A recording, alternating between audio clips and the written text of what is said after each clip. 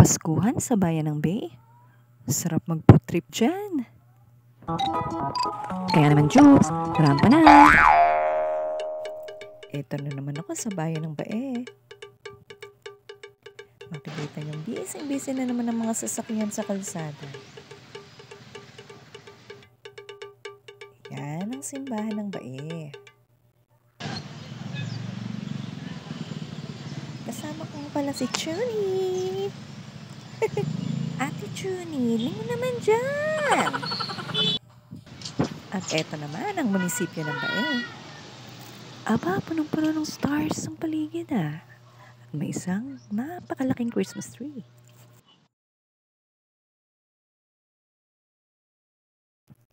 Diyan nga pala ako nag-aaral ng second year high school.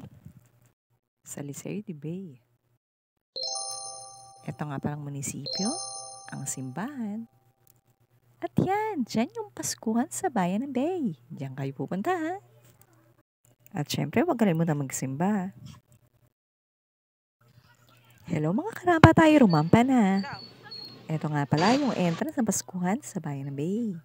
Makikita nyo yung mga designs ng mga stars. Diba? Ang gaganda ng mga kulay ng stars. Ayan mga karampa, unang pagpasok pa lang natin, bungad na iba't ibang klaseng tinda ng pagkain. Kaya lahat ng mamamasyal na pupunta dito, alam kong mag-e-enjoy sa makikita nila dito. Yung iba, nagbubukas pa lang ng kanilang mga paninda. And mamaya, nako, tutumugin at punong-puno na naman ng tao ang area na yan. Ano pang hinihintay nyo? Isama nyo na yun sa papasyalan nyo. Siyempre, huwag kalimutang ititang mga lolo at lolas. Dalhin nyo naman sila dyan para ma-treat ng pagkain. Para naman makagala naman sila minsan. Diba mga karampa? Ito nga pala yung mga pagkain na pwedeng bilhin mo dyan. Yan, mamili ka na kung anong gusto mo. Kung gusto mo ng sisig, bacon, chicken fried, with rice, dyan ka lang pumunta sa bandang area na yan. Pero kung ala Korean drink naman ang gusto mo, dito tayo sa Taste of Seoul. Annyeonghaseyo! Ito naman kay Ate Minane. Mabibili sa kanya yung graham ball, pichi-pichi, minane syempre, lumpiang toge at suman. At dito naman yung buko queen, mga fresh fruit shake, and sinong mahilig sa mga shawarma dyan? Diyan naman kayo sa area na yan. At sa mga mahilig sa fried noodle, siomai and siopaw, may bili na kayo kay ate. Ayun o, nag-iintay ng mga customer. May shawarma and fruit shake din dito, kaso sarado pa. And si ate, hi ate! Bagong bukas lang yata siya eh.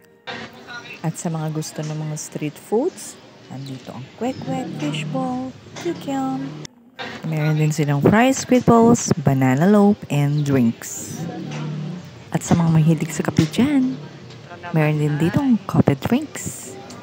Meron silang espresso, coffee special, meron din hot latte, meron din silang matcha and fruit series. At meron din sila ditong tindang mga ice cream, kung anong gusto nyong flavor, mamili na lang kayo. Abay, meron din parang jeans and shorts sa bandang dulo, oh. Ito yung loob ng Jita Nalega Street, Santo Domingo Bay, Laguna. Uuwi ka ng busog at masaya. Maraming pagkain ang na-enjoy mo. Mula November 30 to December 31 sila, kaya punta na! Don't forget to like, share, and subscribe!